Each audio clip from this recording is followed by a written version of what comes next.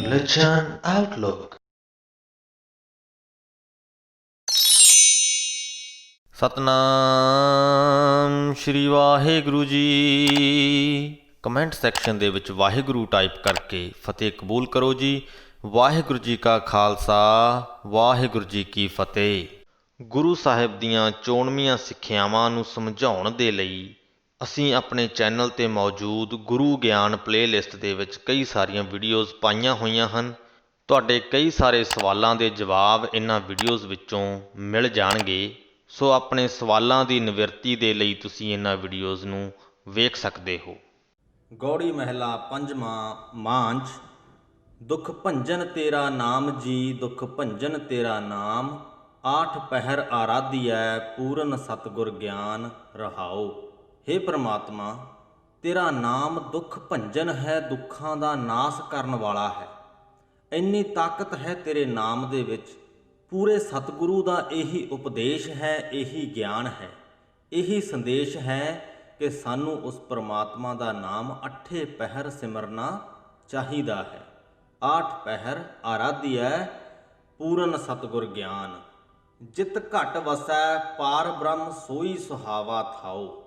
ਜਿਸ ਹਿਰਦੇ ਘਰ ਦੇ ਵਿੱਚ ਉਸ ਪਾਰ ਬ੍ਰਹਮ ਦਾ, ਪ੍ਰਮਾਤਮਾ ਦਾ ਵਾਸ ਹੁੰਦਾ ਹੈ, ਉਹੀ ਥਾਂ ਸੁਹਾਉਣਾ ਹੈ, ਉਹੀ ਥਾਂ ਸੁਹਾਵਣਾ ਹੈ, ਉਹੀ ਹਿਰਦਾ ਸੁਹਾਵਣਾ ਹੈ। ਇੱਕ ਵਾਰ ਫਿਰ ਤੋਂ ਇਹ ਗੱਲ ਸਾਧ ਸੰਗਤ ਜੀ ਨੂੰ ਚੇਤੇ ਦੇ ਵਿੱਚ ਕਰਵਾ ਦਈਏ ਕਿ ਉਹ ਪ੍ਰਮਾਤਮਾ ਸਾਡੇ ਸਭਨਾਂ ਦੇ ਅੰਦਰ ਵਸਦਾ ਹੈ, ਪਰ ਉਸ ਵਸੇ ਹੋਏ ਨੂੰ ਮਹਿਸੂਸ ਕਰਨਾ ਇੱਕ ਅਜਿਹੀ ਪ੍ਰਕਿਰਿਆ ਹੈ ਜਿਹਦੇ ਨਾਲ ਅਸਲ ਦੇ ਵਿੱਚ ਉਸ ਪ੍ਰਮਾਤਮਾ ਦਾ ਸਾਡੇ ਹਿਰਦੇ ਦੇ ਵਿੱਚ ਪ੍ਰਕਾਸ਼ ਹੋ ਜਾਂਦਾ ਹੈ। ਜਦ ਤੱਕ ਅਸੀਂ ਉਹਨੂੰ ਪਛਾਣਦੇ ਨਹੀਂ, ਤਦ ਤੱਕ ਉਹ ਸਾਡੇ ਅੰਦਰ ਵਸਦਾ ਹੋਇਆ ਵੀ ਨਾ ਵਸਣ ਦੇ ਬਰਾਬਰ ਹੈ। ਸੋ ਚਿਤ ਘਟ ਵਸੈ, ਪਾਰ ਬ੍ਰਹਮ ਸੋਈ ਸੁਹਾਵਾ ਥਾਓ। ਜਿਹੜੇ ਹਿਰਦੇ ਘਰ ਦੇ ਵਿੱਚ ਉਸ ਪ੍ਰਮਾਤਮਾ ਦਾ ਪ੍ਰਕਾਸ਼ ਹੋ ਗਿਆ, ਜਿਸ ਮਨੁੱਖ ਨੇ ਉਸ ਪ੍ਰਮਾਤਮਾ ਨੂੰ ਪਛਾਣ ਲਿਆ, ਉਹਦੇ ਨਾਲ ਸਾਂਝ ਕਾਇਮ ਕਰ ਲਈ, ਉਹਦਾ ਹਿਰਦਾ ਘਰ ਇੱਕ ਸੁਹਾਵਣਾ ਥਾਂ ਬਣ ਜਾਂਦਾ ਹੈ। ਜਮ ਕੰਕਰ ਨੇੜ ਨਾ ਆਵਈ, ਰਸਨਾ ਹਰ ਗੁਣ ਗਾਓ। ਜਿਹੜਾ ਮਨੁੱਖ ਆਪਣੀ ਜੀਵ ਦੇ ਨਾਲ, ਆਪਣੀ ਰਸਨਾ ਦੇ ਨਾਲ ਉਸ ਪਾਰ ਬ੍ਰਹਮ ਦੇ ਗੁਣ ਗਾਉਂਦਾ ਹੈ, ਉਹਦੀ ਸਿਫਤ ਸਲਾਹ ਕਰਦਾ ਹੈ, ਜਮਦੂਤ ਉਹਦੇ ਨੇੜੇ ਨਹੀਂ ਢੁਕਦਾ, ਉਹਨੂੰ ਮੌਤ ਦਾ ਕੋਈ ਡਰ ਨਹੀਂ ਰਹਿ ਜਾਂਦਾ। ਅਸੀਂ ਸਿੱਖਾਂ ਦੇ ਹਮੇਸ਼ਾ ਤੋਂ ਹੀ ਨਿਡਰ ਹੋਣ ਦੀ ਗੱਲ ਕਰਦੇ ਹਾਂ। ਖਾਲਸਾ ਭੈ ਰਹਿਤ ਹੈ, ਇਹ ਗੱਲ ਅਸੀਂ ਅਕਸਰ ਕਰਦੇ ਹਾਂ ਤੇ ਸੁਣਦੇ ਹਾਂ। ਕਿਸ ਬਹਾਦਰੀ ਦੇ ਨਾਲ ਖਾਲਸੇ ਨੇ ਜੰਗਾਂ ਲੜੀਆਂ ਹਨ, ਇਹਦੀਆਂ ਲਾਮਿਸਾਲ ਉਦਾਹਰਨਾਂ ਸਾਨੂੰ, ਬੇਮਿਸਾਲ ਉਦਾਹਰਨਾਂ ਸਾਨੂੰ ਇਤਿਹਾਸ ਦੇ ਵਿੱਚ ਮਿਲ ਜਾਂਦੀਆਂ ਹਨ। ਉਹ ਨਿਰਭੈਤਾ, ਉਹ ਨਿਡਰਤਾ, ਉਹ ਦ੍ਰਿੜ ਨਿਸ਼ਚਾ ਇਸ ਕਰਕੇ ਹੀ ਹਿਰਦਿਆਂ ਦੇ ਵਿੱਚ ਪੈਦਾ ਹੁੰਦਾ ਹੈ ਜਦ ਅਸੀਂ ਉਸ ਪ੍ਰਮਾਤਮਾ ਦੇ ਨਾਲ ਸਾਂਝ ਪਾ ਲੈਂਦੇ ਹਾਂ। ਸੇਵਾ ਸੁਰਤ ਨਾ ਜਾਣੀਐ, ਨਾ ਜਾਪੈ ਆਰਾਧ। ਕਹਿੰਦੇ ਮੈਂ ਆਪਣਾ ਜੀਵਨ ਹੁਣ ਤੱਕ ਦਾ ਅਜਾਈਂ ਗਵਾਇਆ, ਨਾ ਮੈਂ ਗੁਰੂ ਦੀ ਸੇਵਾ ਕਰਨ ਦਾ ਕੋਈ ਵੱਲ ਸਿੱਖਿਆ ਤੇ ਨਾ ਹੀ ਉਸ ਪ੍ਰਮਾਤਮਾ ਦਾ ਨਾਮ ਆਰਾਧਿਆ, ਨਾਮ ਸਿਮਰਨ ਕੀਤਾ। ਪਰ ਹੁਣ ਮੈਨੂੰ ਸੋਝੀ ਆ ਗਈ ਹੈ, ਸੁਰਤ ਆ ਗਈ ਹੈ, ਤੇ ਇਸ ਕਰਕੇ ਓਟ ਤੇਰੀ ਜਗ ਜੀਵਨਾ, ਮੇਰੇ ਠਾਕੁਰ ਅਗਮ ਅਗਾਧ। ਇਸ ਲਈ ਹੇ ਜਗ ਜੀਵਨ, ਹੇ ਮੇਰੇ ਮਾਲਕ, ਹੇ ਜੁਗਾਂ ਜੁਗਾਂ ਤੋਂ ਅਟਲ ਪ੍ਰਮਾਤਮਾ, ਮੈਂ ਤੇਰੀ ਓਟ ਦੇ ਵਿੱਚ, ਮੈਂ ਤੇਰੇ ਆਸਰੇ ਦੇ ਵਿੱਚ, ਤੇਰੀ ਸ਼ਰਨ ਦੇ ਵਿੱਚ ਆ ਗਿਆ ਹਾਂ। ਭਏ ਕਿਰਪਾਲ ਗੁਸਾਈਆ, ਨੱਠੇ ਸੋਗ ਸੰਤਾਪ, ਤੱਤੀ ਵਾਓ ਨਾ ਲੱਗਈ, ਸਤਿਗੁਰ ਰੱਖਿਆ। ਜਿਸ ਮਨੁੱਖ ਦੇ ਉੱਪਰ ਇਸ ਸ੍ਰਿਸ਼ਟੀ ਦਾ ਉਹ ਮਾਲਕ ਪ੍ਰਮਾਤਮਾ ਖੁਸ਼ ਹੋ ਜਾਂਦਾ ਹੈ, ਦਿਆਲੂ ਹੋ ਜਾਂਦਾ ਹੈ, ਉਹਦੇ ਸਾਰੇ ਹੀ ਪ੍ਰਕਾਰ ਦੇ ਦੁੱਖ, ਦਲਿੱਦਰ, ਸੋਗ, ਸੰਤਾਪ ਨੱਠ ਜਾਂਦੇ ਹਨ। ਜਿਸ ਮਨੁੱਖ ਦੀ ਰੱਖਿਆ ਗੁਰੂ ਜੀ ਆਪ ਕਰਦੇ ਨੇ, ਉਹਨੂੰ ਤੱਤੀ ਵਾਓ ਨਹੀਂ ਲੱਗਦੀ, ਉਹਨੂੰ ਦੁਨਿਆਵੀ ਦੁੱਖ ਪਾਉਂਦੇ ਨਹੀਂ। ਉਹਦੀ ਦੁਨਿਆਵੀ ਜ਼ਿੰਦਗੀ ਦੇ ਵਿੱਚ ਹੋਣ ਵਾਲੀਆਂ ਛੋਟੀਆਂ ਵੱਡੀਆਂ ਘਟਨਾਵਾਂ ਉਹਦੇ ਮਾਨਸਿਕ ਸਤਰ ਨੂੰ, ਮਾਨਸਿਕ ਅਵਸਥਾ ਨੂੰ ਹੱਲਣ ਨਹੀਂ ਦਿੰਦੀਆਂ, ਡਿੱਗਣ ਨਹੀਂ ਦਿੰਦੀਆਂ। ਗੁਰ ਨਾਰਾਇਣ ਦਉ ਗੁਰ, ਗੁਰ ਸੱਚਾ ਸਿਰਜਨਹਾਰ। ਗੁਰ ਤੁਠੈ ਸਭ ਕਿਛ ਪਾਇਆ, ਜਨ ਨਾਨਕ ਸਦ ਬਲਹਾਰ। ਜੋ ਗੁਰੂ ਹੈ ਉਸ ਨਾਰਾਇਣ ਪ੍ਰਮਾਤਮਾ ਦਾ ਰੂਪ ਹੈ, ਉਸ ਦਇਆਵਾਨ ਪਿਆਰ ਕਰਨ ਵਾਲੇ ਪ੍ਰਮਾਤਮਾ ਦਾ ਸਰੂਪ ਹੈ, ਉਸ ਸੱਚੇ ਸਿਰਜਣਹਾਰ ਦਾ ਸਰੂਪ ਹੈ। ਜਿਸ ਮਨੁੱਖ ਦੇ ਉੱਪਰ ਗੁਰੂ ਖੁਸ਼ ਹੋ ਜਾਂਦਾ ਹੈ, ਗੁਰ ਤੁਠੈ ਸਭ ਕਿਛ ਪਾਇਆ, ਤਾਂ ਉਹ ਮਨੁੱਖ ਸਭ ਕੁਝ ਹੀ ਪ੍ਰਾਪਤ ਕਰ ਲੈਂਦਾ ਹੈ। ਇਸ ਲਈ ਨਾਨਕ ਅਜਿਹੇ ਮਨੁੱਖਾਂ ਤੋਂ ਸਦਾ ਬਲਿਹਾਰੇ ਜਾਂਦਾ ਹੈ। ਗੌੜੀ ਮਾਝ ਮਹਿਲਾ ਪੰਜਵਾਂ। ਹਰ ਰਾਮ ਰਾਮ ਰਾਮ ਰਾਮਾ, ਜਪ ਪੂਰਨ ਹੋਏ ਕਾਮਾ ਰਹਾਓ। ਉਸ ਪਰਮਾਤਮਾ ਨੂੰ ਭਾਵੇਂ ਤੁਸੀਂ ਪਰਮਾਤਮਾ ਕਹਿ ਲਵੋ, ਅਕਾਲ ਪੁਰਖ ਕਹਿ ਲਵੋ, ਰਾਮ ਕਹਿ ਲਵੋ, ਗੋਬਿੰਦ ਕਹਿ ਲਵੋ, ਸ੍ਰੀ ਗੁਰੂ ਗ੍ਰੰਥ ਸਾਹਿਬ ਜੀ ਦੇ ਵਿੱਚ ਅਨੇਕਾਂ ਹੀ ਨਾਮਾਂ ਦੇ ਨਾਲ ਉਸ ਪਰਮਾਤਮਾ ਨੂੰ ਸੰਬੋਧਿਤ ਕੀਤਾ ਗਿਆ ਹੈ। ਤੇ ਇਹ ਪਹਿਲੀ ਪੰਕਤੀ ਜੋ ਹੈ ਇਸ ਸ਼ਬਦ ਦੀ, ਉਹਦੇ ਵਿੱਚ ਪੰਜੇ ਹੀ ਸ਼ਬਦਾਂ ਦੇ ਨਾਲ ਉਸ ਪਰਮਾਤਮਾ ਨੂੰ ਸੰਬੋਧਨ ਕੀਤਾ ਗਿਆ ਹੈ। ਤੇ ਅਗਲੀ ਪੰਕਤੀ ਦੇ ਵਿੱਚ ਕਿਹਾ ਗਿਆ ਹੈ ਕਿ ਜਪ ਪੂਰਨ ਹੋਏ ਕਾਮਾ, ਕਿ ਉਸ ਸੰਪੂਰਨ ਪਰਮਾਤਮਾ ਨੂੰ ਜਪਿਆ ਸਾਰੇ ਕੰਮ ਸਫਲ ਹੋ ਜਾਂਦੇ ਹਨ। ਇਸ ਗੱਲ ਦੀ ਵੀ ਜੇਕਰ ਅਸੀਂ ਗੱਲ ਕਰੀਏ ਤਾਂ ਦੁਨੀਆ ਦੇ ਵਿੱਚ ਇੱਕ ਭਰਮ ਫੈਲ ਗਿਆ ਹੈ ਕਿ ਜੇਕਰ ਅਸੀਂ ਉਸ ਪਰਮਾਤਮਾ ਦਾ ਨਾਮ ਜਪਦੇ ਰਹੀਏ ਤਾਂ ਸਾਡੇ ਸਾਰੇ ਹੀ ਕੰਮ ਸਫਲ ਹੋ ਜਾਣਗੇ। ਕਈ ਲੋਕ ਇਸ ਗੱਲ ਨੂੰ ਵੀ ਮੰਨਦੇ ਹਨ ਕਿ ਠੀਕ ਹੈ, ਪਰਮਾਤਮਾ ਦਾ ਨਾਮ ਜਪਿਆਂ ਕੰਮ ਸਫਲ ਹੋ ਜਾਣਗੇ, ਪਰ ਮਿਹਨਤ ਤੇ ਸਾਨੂੰ ਹੀ ਕਰਨੀ ਪੈਣੀ ਹੈ। ਉਹਨਾਂ ਦਾ ਇਸ ਗੱਲ ਤੇ ਵੀ ਨਿਸ਼ਚਾ ਹੁੰਦਾ ਹੈ। ਪਰ ਜਦ ਕੋਈ ਕੰਮ ਸਫਲ ਨਹੀਂ ਹੁੰਦਾ ਤਾਂ ਉਹ ਪਰਮਾਤਮਾ ਨੂੰ ਕੋਸਣ ਲੱਗਿਆਂ ਵੀ ਸਮਾਂ ਨਹੀਂ ਲਾਉਂਦੇ। ਕਾਰਨ ਇਹ ਹੈ ਕਿ ਪਰਮਾਤਮਾ ਦੇ ਨਾਮ ਜਪਣ ਨਾਲ ਕੰਮ ਕਿਵੇਂ ਸਫਲ ਹੁੰਦੇ ਨੇ, ਇਹ ਗੱਲ ਉਹ ਸਮਝੇ ਹੀ ਨਹੀਂ। ਅਸਲ ਅਰਥਾਂ ਦੇ ਵਿੱਚ ਜਦ ਤੁਸੀਂ ਪਰਮਾਤਮਾ ਦਾ ਨਾਮ ਜਪਦੇ ਹੋ, ਖਾਸ ਕਰਕੇ ਜਦ ਤੁਸੀਂ ਬਾਣੀ ਪੜ੍ਹਦੇ ਹੋ, ਸ੍ਰੀ ਗੁਰੂ ਗ੍ਰੰਥ ਸਾਹਿਬ ਜੀ ਦੇ ਨਾਲ ਤੁਸੀਂ ਜੁੜੇ ਹੋਏ ਹੋ, ਬਾਣੀ ਨੂੰ ਤੁਸੀਂ ਸਮਝ ਰਹੇ ਹੋ, ਤਾਂ ਸਮਝਦੇ ਤੁਹਾਨੂੰ ਇਸ ਗੱਲ ਦੀ ਸਮਝ ਆ ਜਾਂਦੀ ਹੈ ਕਿ ਸਭ ਕੁਝ ਉਸ ਪਰਮਾਤਮਾ ਦੀ ਰਜ਼ਾ ਦੇ ਵਿੱਚ ਹੀ ਵਾਪਰਦਾ ਹੈ। ਜਦ ਤੁਸੀਂ ਪਰਮਾਤਮਾ ਦੇ ਨਾਲ ਸਾਂਝ ਪਾ ਲੈਂਦੇ ਹੋ ਉਹਦਾ ਨਾਮ ਜਪ ਕੇ, ਤਾਂ ਤੁਹਾਡੀ ਸਫਲਤਾ ਦੀ ਜੋ ਪਰਿਭਾਸ਼ਾ ਹੈ ਉਹ ਬਦਲ ਜਾਂਦੀ ਹੈ। ਦੂਜੇ ਸ਼ਬਦਾਂ ਦੇ ਵਿੱਚ ਜੇਕਰ ਅਸੀਂ ਕਹੀਏ ਤਾਂ ਸਫਲਤਾ ਦੋ ਪ੍ਰਕਾਰ ਦੀ ਹੈ, ਇੱਕ ਹੈ ਦੁਨਿਆਵੀ ਤੇ ਇੱਕ ਹੈ ਅਧਿਆਤਮਕ। ਦੁਨਿਆਵੀ ਸਫਲਤਾ ਇਹ ਹੈ ਕਿ ਦੁਨਿਆਵੀ ਤੌਰ ਤੇ ਜਿਸ ਕਾਰਜ ਦੇ ਲਈ ਤੁਸੀਂ ਨਾਮ ਜਪ ਰਹੇ ਸੀ ਜਾਂ ਪੂਜਾ ਪਾਠ ਕਰ ਰਹੇ ਸੀ, ਉਹ ਕਾਰਜ ਅਸਲ ਦੇ ਵਿੱਚ ਸਫਲ ਹੋਇਆ ਕਿ ਨਹੀਂ। ਉਦਾਹਰਣ ਦੇ ਤੌਰ ਤੇ ਮੰਨ ਲਓ ਕਿ ਤੁਸੀਂ ਪੇਪਰ ਦਿੱਤੇ ਹਨ, ਮਿਹਨਤ ਵੀ ਕੀਤੀ ਹੈ, ਮਿਹਨਤ ਕਰਕੇ ਪੜ੍ਹਾਈ ਕਰਕੇ ਤੁਸੀਂ ਪੇਪਰ ਦਿੱਤੇ ਹਨ, ਆਪਣੀ ਮਿਹਨਤ ਤੇ ਤੁਹਾਨੂੰ ਭਰੋਸਾ ਹੈ, ਪਰ ਨਾਲ ਤੁਸੀਂ ਪੂਜਾ ਪਾਠ ਵੀ ਕਰ ਲਿਆ ਹੈ, ਉਸ ਪਰਮਾਤਮਾ ਦਾ ਨਾਮ ਵੀ ਧਿਆ ਲਿਆ ਹੈ, ਸੁੱਖ ਵੀ ਸੁੱਖ ਲਈ ਹੈ। ਤੁਹਾਡੇ ਅੰਦਰ ਇਸ ਗੱਲ ਦਾ ਵੀ ਨਿਸ਼ਚਾ ਹੈ ਕਿ ਉਸ ਪਰਮਾਤਮਾ ਦਾ ਨਾਮ ਜਪਿਆਂ ਤੁਹਾਡਾ ਕੰਮ ਸਫਲ ਹੋ ਜਾਏਗਾ। ਹੁਣ ਇੱਥੇ ਜੋ ਦੁਨਿਆਵੀ ਸਫਲਤਾ ਹੈ ਉਹਦੀ ਪਰਿਭਾਸ਼ਾ ਹੈ ਕਿ ਤੁਸੀਂ ਆਪਣੇ ਪੇਪਰਾਂ ਦੇ ਵਿੱਚ ਚੰਗੇ ਨੰਬਰ ਲੈ ਕੇ ਪਾਸ ਹੋ ਗਏ, ਇਹ ਹੋ ਗਈ ਦੁਨਿਆਵੀ ਸਫਲਤਾ। ਦੂਜੀ ਆ ਜਾਂਦੀ ਹੈ ਅਧਿਆਤਮਕ ਸਫਲਤਾ। ਤੇ ਜਦ ਮਨੁੱਖ ਅਧਿਆਤਮਕ ਪੱਧਰ ਤੇ ਉਸ ਪਰਮਾਤਮਾ ਦੇ ਨਾਲ ਜੁੜ ਜਾਂਦਾ ਹੈ ਤਾਂ ਉਹਦੇ ਲਈ ਸਭ ਕੁਝ ਸਫਲ ਹੀ ਸਫਲ ਹੈ, ਕਿਉਂਕਿ ਉਹਦੇ ਨਿਸ਼ਚੇ ਦੇ ਵਿੱਚ ਸਭ ਕੁਝ ਉਸ ਪਰਮਾਤਮਾ ਦੀ ਮਰਜ਼ੀ ਦੇ ਨਾਲ ਹੀ ਵਾਪਰਦਾ ਹੈ। ਤਾਂ ਦੁਨਿਆਵੀ ਸਫਲਤਾ ਤੇ ਅਸਫਲਤਾ, ਪਾਸ ਤੇ ਫੇਲ ਦਾ ਫਰਕ ਹੀ ਮਿਟ ਜਾਂਦਾ ਹੈ, ਉਹਨੂੰ ਫਰਕ ਹੀ ਨਹੀਂ ਪੈਂਦਾ। ਦੋਨੋਂ ਹੀ ਸਥਿਤੀਆਂ ਦੇ ਵਿੱਚ ਉਹ ਖੁਸ਼ ਹੀ ਰਹੇਗਾ।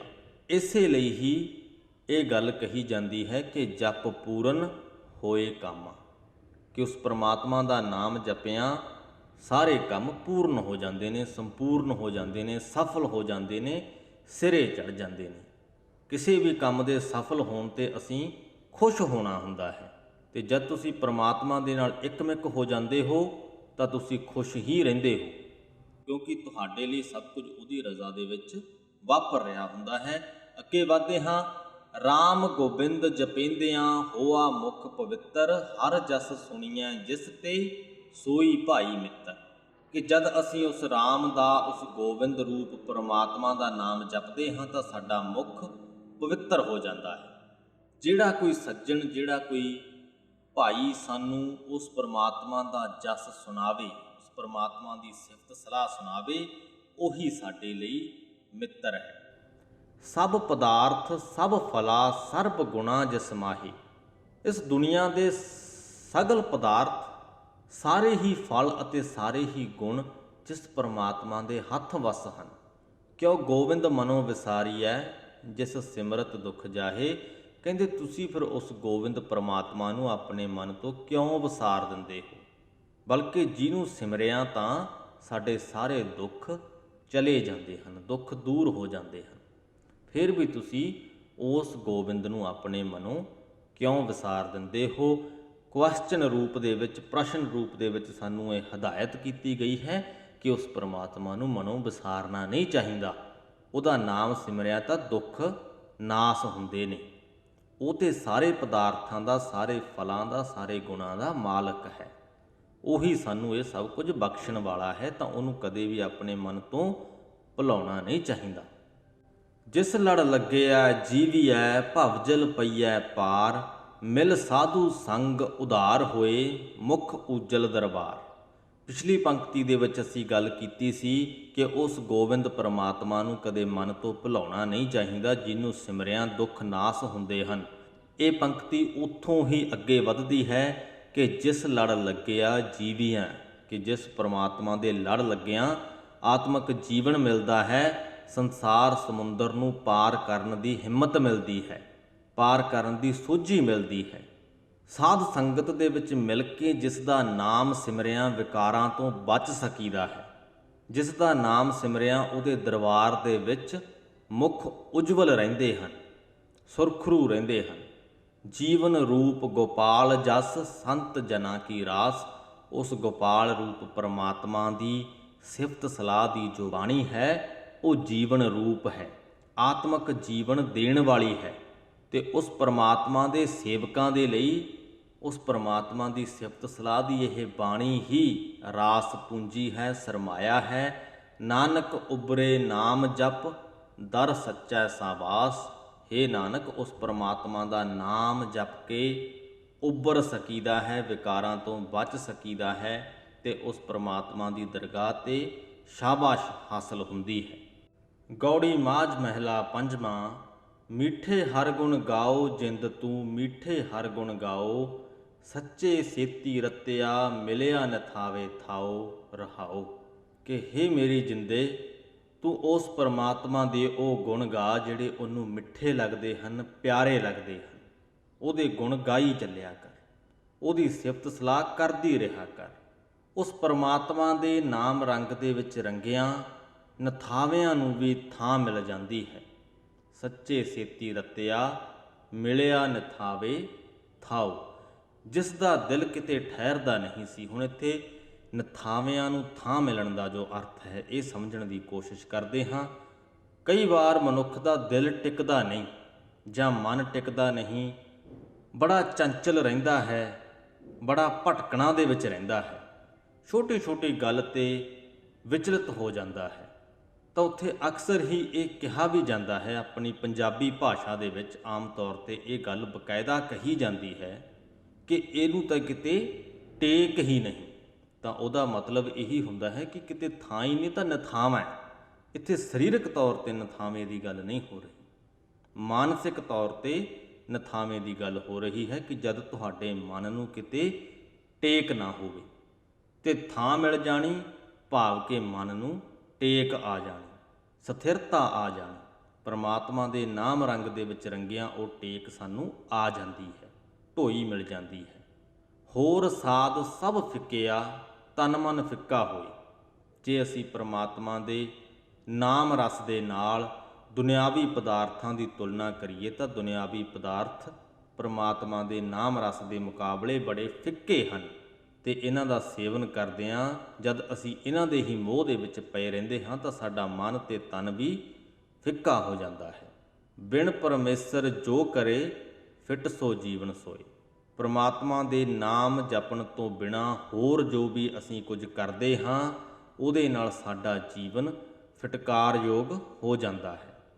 ਹੁਣ ਇੱਥੇ ਮਨਾਂ ਦੇ ਵਿੱਚ ਇਹ ਸਵਾਲ ਖੜਾ ਹੋ ਸਕਦਾ ਹੈ ਕਿ ਇਹਦਾ ਮਤਲਬ ਤੇ ਇਹ ਹੋ ਗਿਆ ਕਿ ਅਸੀਂ ਜੋਗੀਆਂ ਵਾਂਗ ਜਾਂ ਜਪੀਆਂ ਤਪੀਆਂ ਵਾਂਗ ਸਭ ਕੁਝ ਘਰ-ਬਾਰ ਛੱਡ ਕੇ ਸਿਰਫ ਉਸ ਪਰਮਾਤਮਾ ਦੀ ਭਗਤੀ ਦੇ ਵਿੱਚ ਲੱਗ ਜਾਈਏ।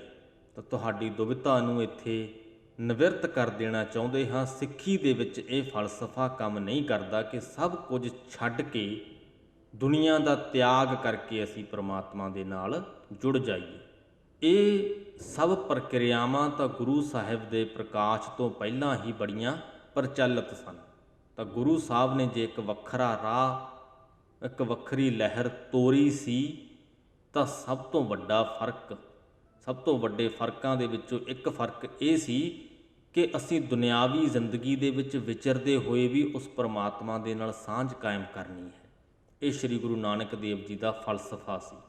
ਤਾਂ ਜਿੱਥੇ ਕਿਤੇ ਵੀ ਇਹ ਗੱਲ ਆਉਂਦੀ ਹੈ ਕਿ ਬਿਨ ਪਰਮੇਸ਼ਰ ਜੋ ਕਰੇ ਫਿੱਟ ਸੋ ਜੀਵਨ ਹੋਏ, ਕਿ ਉਸ ਪਰਮਾਤਮਾ ਦੇ ਨਾਮ ਜਪਣ ਤੋਂ ਖੁੰਝ ਕੇ ਮਨੁੱਖ ਜੋ ਕੁਝ ਵੀ ਕਰਦਾ ਹੈ ਉਹਦੇ ਨਾਲ ਜ਼ਿੰਦਗੀ ਫਿਟਕਾਰਯੋਗ ਹੋ ਜਾਂਦੀ ਹੈ, ਤਾਂ ਇਹ ਜੋ ਕੁਝ ਦੇ ਵਿੱਚ ਸਾਡੀ ਦੁਨਿਆਵੀ ਜ਼ਿੰਦਗੀ ਦੇ ਲਈ ਜ਼ਰੂਰੀ ਕਾਰਜ ਨਹੀਂ ਆਉਂਦੇ।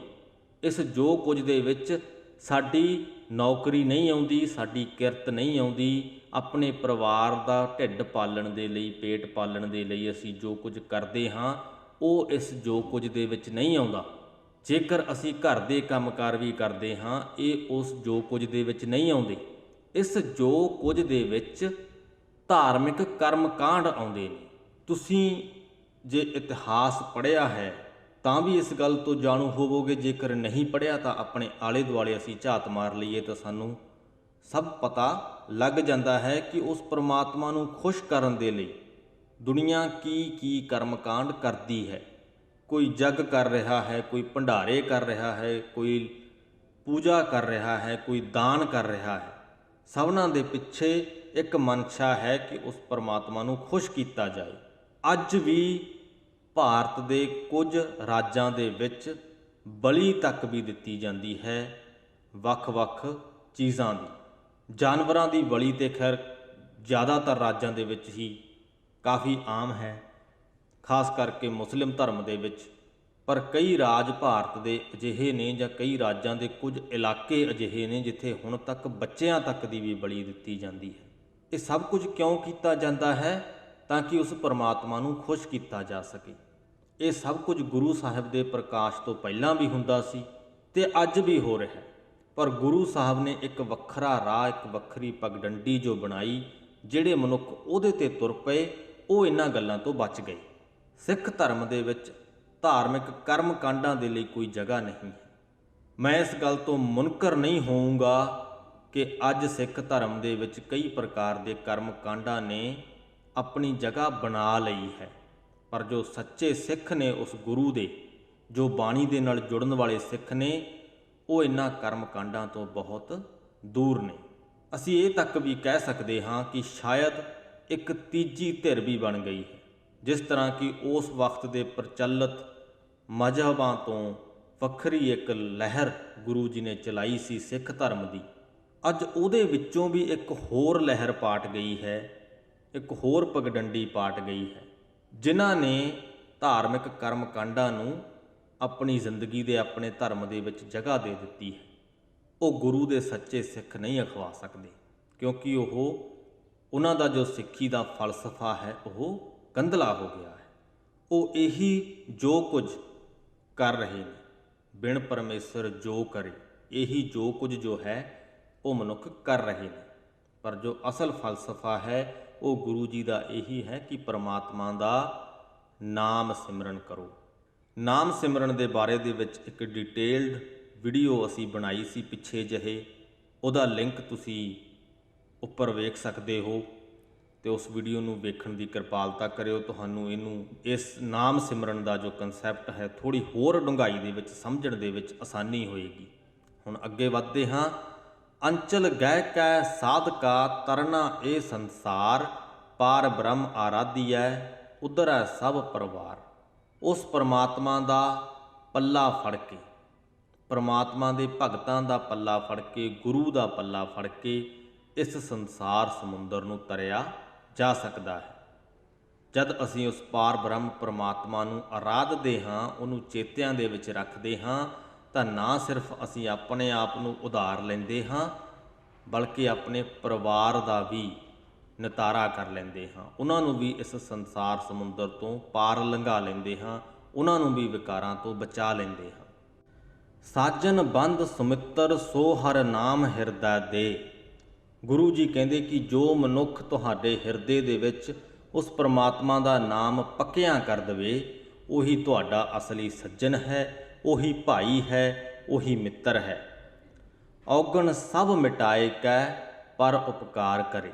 ਤੇ ਅਜਿਹਾ ਮਨੁੱਖ ਤੁਹਾਡੇ ਔਗਣਾਂ ਨੂੰ ਖਤਮ ਕਰਨ ਦੇ ਵਿੱਚ ਤੁਹਾਡੀ ਮਦਦ ਕਰਦਾ ਹੈ, ਤੁਹਾਡੇ ਤੇ ਪਰ ਉਪਕਾਰ ਕਰਦਾ ਹੈ, ਭਲਾਈ ਕਰਦਾ ਹੈ। ਮਾਲ ਖਜ਼ਾਨਾ ਥੇਹ ਘਰ ਹਰ ਕੇ ਚਰਨ ਨਿਧਾਨ। ਉਸ ਪਰਮਾਤਮਾ ਦੇ ਸੇਵਕ ਦੇ ਲਈ ਪਰਮਾਤਮਾ ਦੇ ਚਰਨ ਹੀ ਸਭ ਖਜ਼ਾਨੇ ਹਨ, ਮਾਲ ਹਨ ਅਤੇ ਬਸੋਂ ਦਾ ਘਰ ਹੈ। ਨਾਨਕ ਜਾਚਕ ਦਰ ਤੇਰਾ ਪ੍ਰਭ ਤੁਧਨੋਂ ਮੰਗੈ ਦਾਨ। ਨਾਨਕ ਤੇਰੇ ਦਰ ਤੇ ਤੇਰਾ ਮੰਗਤਾ ਬਣ ਕੇ ਤੇਰੇ ਪਾਸੋਂ ਤੇਰੇ ਨਾਮ ਦੀ ਦਾਤ ਮੰਗਦਾ ਹੈ। ਸੋ ਇਸ ਦੇ ਨਾਲ ਹੀ ਸ੍ਰੀ ਗੁਰੂ ਗ੍ਰੰਥ ਸਾਹਿਬ ਜੀ ਦੇ 218ਵੇਂ ਅੰਗ ਦੀ ਬਾਣੀ ਦੀ ਵਿਆਖਿਆ ਦੀ ਸਮਾਪਤੀ ਹੁੰਦੀ ਹੈ ਜੀ। ਆਓ ਅਸੀਂ ਵੀ ਇੱਕ ਪ੍ਰਣ ਕਰੀਏ, ਇੱਕ ਹੰਭਲਾ ਮਾਰੀਏ ਕਿ ਸ੍ਰੀ ਗੁਰੂ ਗ੍ਰੰਥ ਸਾਹਿਬ ਜੀ ਨੂੰ ਆਪਣਾ ਉਹ ਸੱਜਣ, ਆਪਣਾ ਉਹ ਭਾਈ, ਆਪਣਾ ਉਹ ਮਿੱਤਰ ਬਣਾਈਏ ਜਿਹੜਾ ਸਾਡੇ ਹਿਰਦਿਆਂ ਦੇ ਵਿੱਚ ਉਸ ਪਰਮਾਤਮਾ ਦੇ ਨਾਮ ਨੂੰ ਪੱਕਿਆਂ ਕਰ ਸਕਦਾ ਹੈ, ਜਿਹੜਾ ਸਾਡੇ ਔਗਣਾਂ ਨੂੰ ਮਿਟਾਉਣ ਦੇ ਵਿੱਚ ਸਾਡੀ ਸਹਾਇਤਾ ਕਰ ਸਕਦਾ ਹੈ, ਸਾਡੇ ਤੇ ਭਲਾਈ ਕਰ ਸਕਦਾ ਹੈ। ਧਾਰਮਿਕ ਕਰਮ ਕਾਂਡਾਂ ਤੋਂ ਬਚੀਏ। ਜੇਕਰ ਸਾਡੀਆਂ ਜ਼ਿੰਦਗੀਆਂ ਦੇ ਵਿੱਚ ਕੋਈ ਨਾ ਕੋਈ ਅਜਿਹਾ ਕਰਮ ਕਾਂਡ ਅਸੀਂ ਪਾਲ ਰੱਖਿਆ ਹੈ, ਉਹਨੂੰ ਆਪਣੀ ਜ਼ਿੰਦਗੀ ਤੋਂ ਦੂਰ ਕਰਨ ਦੀ ਕੋਸ਼ਿਸ਼ ਕਰੀਏ। ਉਸ ਪ੍ਰਮਾਤਮਾ ਦੇ ਨਾਮ ਸਿਮਰਨ ਵੱਲ ਹੀ ਆਪਣਾ ਧਿਆਨ ਲਾਈਏ, ਜਿਹੜਾ ਨਾਮ ਸਿਮਰਨ ਕੀਤਿਆਂ ਸਾਡੇ ਸਾਰੇ ਕੰਮ ਸਫਲ ਹੋ ਸਕਦੇ ਨੇ। ਤੇ ਜਦੋਂ ਅਸੀਂ ਕੰਮਾਂ ਦੇ ਸਫਲ ਹੋਣ ਦੀ ਗੱਲ ਕਰਦੇ ਹਾਂ ਤਾਂ ਸਫਲਤਾ ਦੀ ਪਰਿਭਾਸ਼ਾ ਦੀਆਂ ਜੋ ਦੋ ਉਦਾਹਰਨਾਂ ਅਸੀਂ ਦੇਣ ਦੀ ਕੋਸ਼ਿਸ਼ ਕੀਤੀ ਹੈ, ਉਹਨਾਂ ਨੂੰ ਚੇਤੇ ਦੇ ਵਿੱਚ ਰੱਖੀਏ। ਇਨ੍ਹਾਂ ਹੀ ਸੰਦੇਸ਼ਾਂ ਤੇ ਅੱਜ ਦੀ ਵੀਡੀਓ ਦੀ ਸਮਾਪਤੀ ਕਰਦੇ ਹਾਂ ਜੀ। ਆਓ ਫਤਿਹ ਦੀ ਸਾਂਝ ਪਾਈਏ। ਵਾਹਿਗੁਰੂ ਜੀ ਕਾ ਖਾਲਸਾ, ਵਾਹਿਗੁਰੂ ਜੀ ਕੀ ਫਤਿਹ।